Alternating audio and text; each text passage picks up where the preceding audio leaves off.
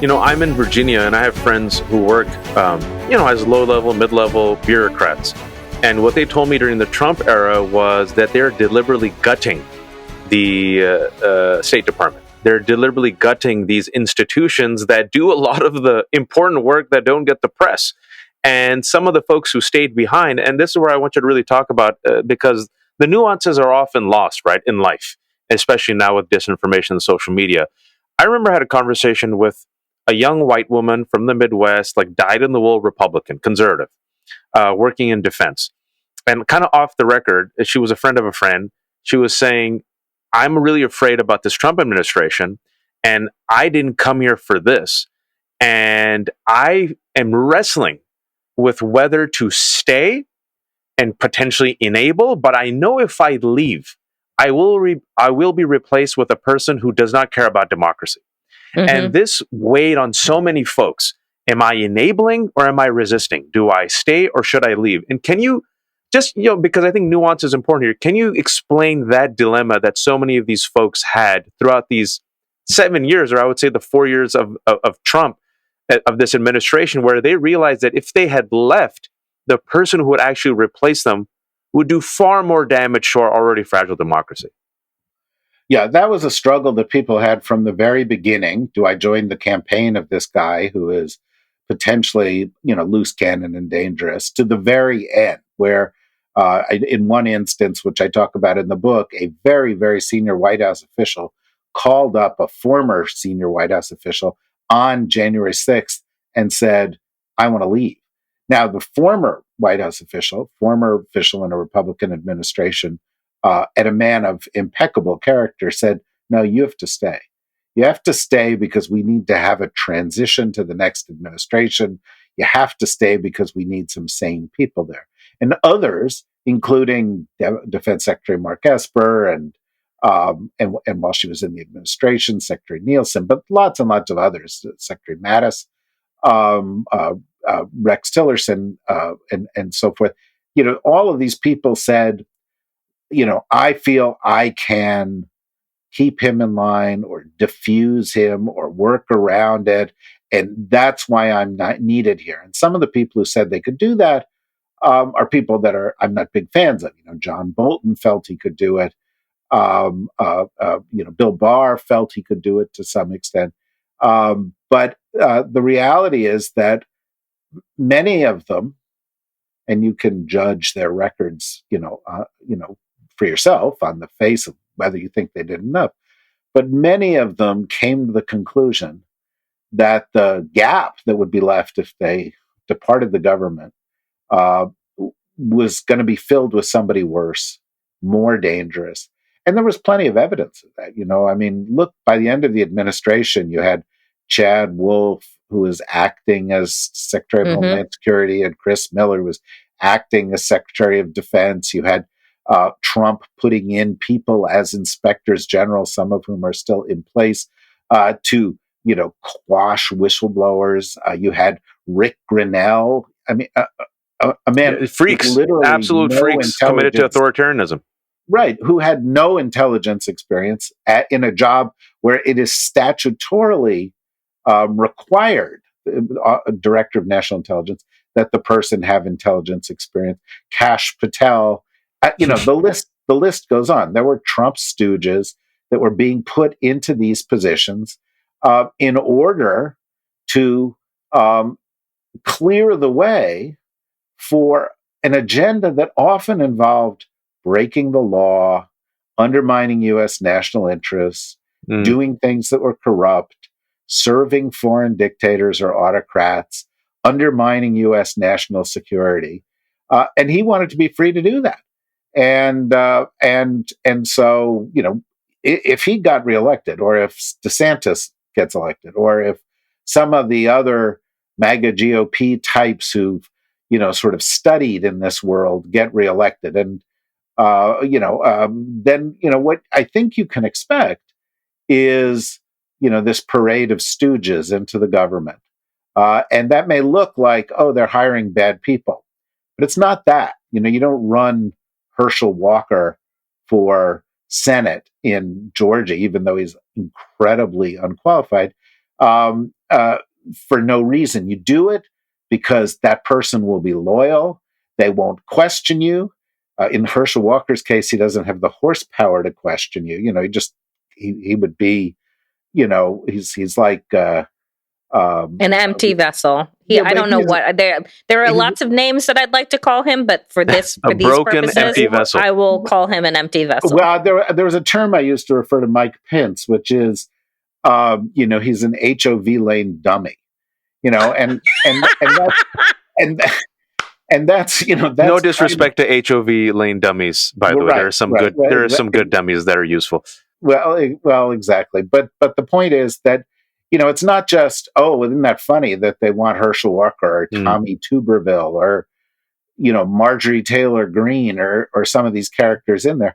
There's a reason they want them. There's a reason they came up with the deep state myth. And that is they want to discredit the people that honor their oath in the Constitution, and they want to have people in there who will just click their heels, say yes, sir. And the examples of governments in which that was the norm exist throughout history, and in every case they lead to authoritarianism, fascism, and the death of democracy.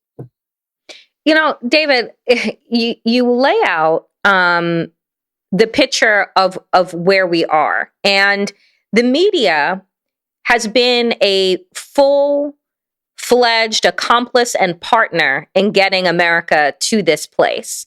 Because you said from the beginning, Donald Trump was never qualified to be president of the United States, but instead of alerting the American people to that fact via journalism, they decided that he was good for ratings. So they kept the spotlight and the cameras on him rolling at all times, helping to spread his lies, helping to elevate the number of people that you have named into positions of power that they would have never been able to get into 10 and 15 years ago within the circles of the Republican Party.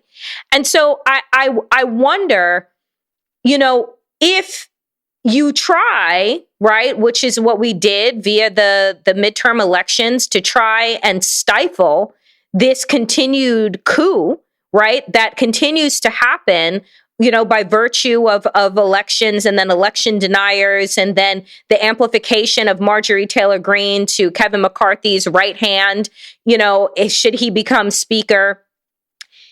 These people aren't going anywhere.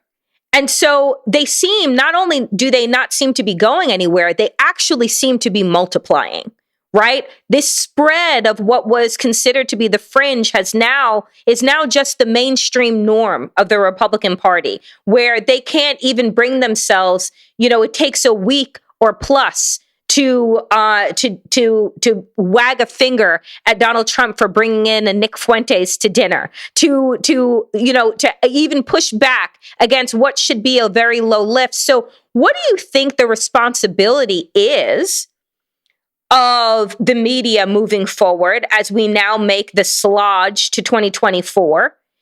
And is there anything definitive that can be done by the people to stop the continued gremlin multiplying of the Marjorie Taylor Greenes and the Paul Gossers and the Matt Gaetzes and the Lauren Boeberts of the world?